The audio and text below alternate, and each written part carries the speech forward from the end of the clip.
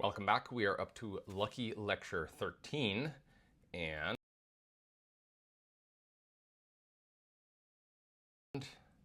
again, similar to last, there's a lot of overlap here happening now, which is a good thing, as that spaced repetition helps build the mastery of the material that you're learning here. Again, using Bloom's taxonomy, so refer to this pyramid to help structure your thinking, and let's get started. Here we go, question one, pretty straightforward at the lower end of the pyramid. Which timeline best describes the typical development of DOMS? Is it immediate onset and resolves within hours? Begins at 6 hours, peaks at 12, begins at 12 to 24, and peaks at 24 to 72, begins at 72 and can last up to several weeks, or appears only after concentric exercise. It should be pretty straightforward here, trying to get you warmed up to the questions. This is C, begins at 12 to 24 hours and peaks at 24 to 72. DOMS is representing structural damage and inflammation. That takes time to develop, which is the whole point of D, delayed onset muscle soreness. And yes, it can last a couple days, unfortunately. Question two, which muscle action is most strongly associated with DOMS? Is it concentric, isometric, isokinetic, plyometric, or eccentric? And this one you gotta pause a minute because it might not be what you think. And it is eccentric. Some people would think plyometric with all the ballistic force would be very damaging, but the eccentric contractions put the most tension and the highest force on your muscle fibers, increasing their structural damage, making them the strongest contributor to DOMS. Question three, which adaptation is most characteristic of resistance training compared with endurance training? Is it increased mitochondrial density, increased capillary density, higher oxidative enzyme capacity, increased muscle cross-sectional area, or increased VO2 max? Again, pretty straightforward here. Resistance training uniquely drives the hypertrophy and maximal force production, so it is increased muscle cross-sectional area, unlike endurance training. Question four, what is the current consensus regarding resistance training and muscle fiber number? This has kind of gone around. Some people have debated it in years past, but now it's pretty much understood. Resistance training causes large increases in fiber number. Hypertrophy occurs without meaningful fiber hyperplasia. Type 1 fibers split into type 2 fibers. Fiber hyperplasia explains the most strength gains, or fiber number decreases with training. Hopefully it's not that one. It's B, hypertrophy occurs without hyperplasia, or at least without meaningful, significant hyperplasia. There has been shown in some certain studies that hyperplasia may actually occur to a very minor degree, but it's primarily driven by fiber hypertrophy, not increases in fiber number.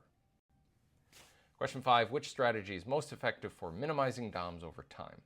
Complete rest between workouts, stretching immediately after exercise, gradual progression of eccentric loading, high-dose antioxidant supplements, or cryotherapy. In this one, all of them have been tried. Many of them are not successful.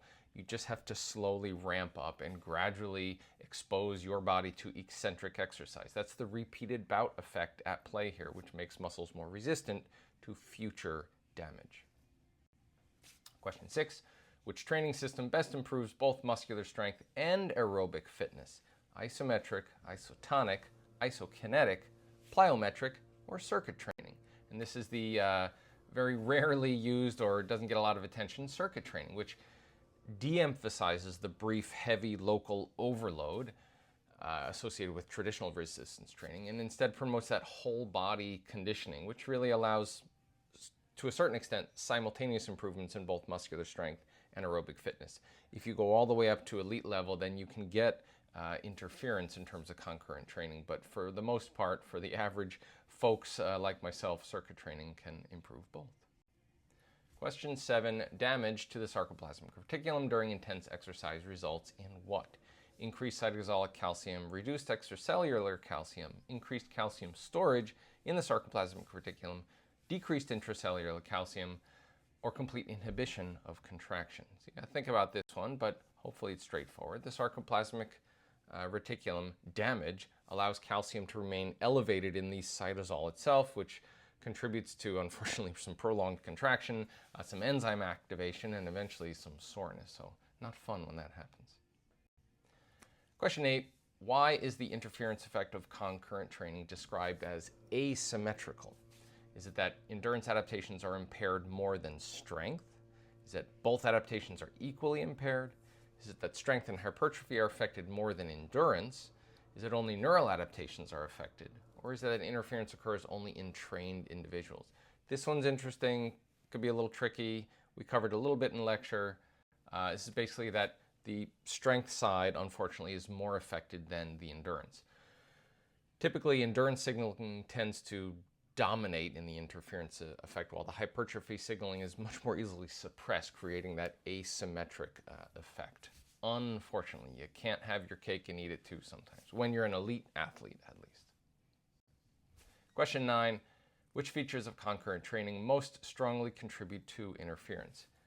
Low intensity endurance with a long recovery, high intensity endurance performed in close time to lifting, resistance training performed alone, sprint training with full recovery, or alternate training weeks. I tried to lead you to this answer. It is B, high intensity endurance performed in close proximity to lifting.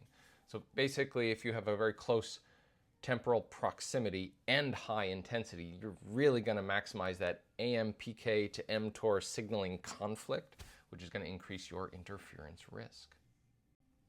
And question 10, which statement about the mTORC1 complex is correct? A, it is inhibited by leucine. B, it is inhibited by AMPK. C, it is stimulated by rapamycin. D, it is stimulated by concurrent training. Or E, it suppresses protein synthesis.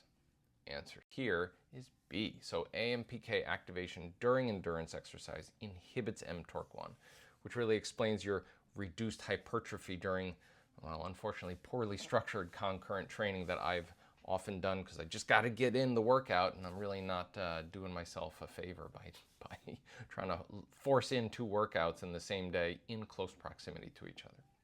That's it. See you in the next video.